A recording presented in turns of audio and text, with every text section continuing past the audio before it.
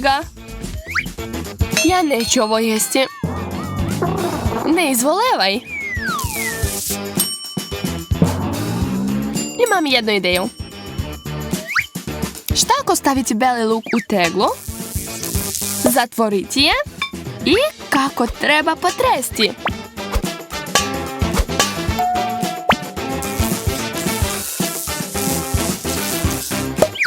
Mislim da je poludela.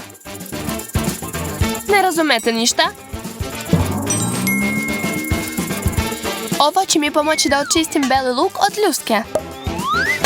Sada mogu da probam. Da li zaista misli da će bez ljuske postati lepši?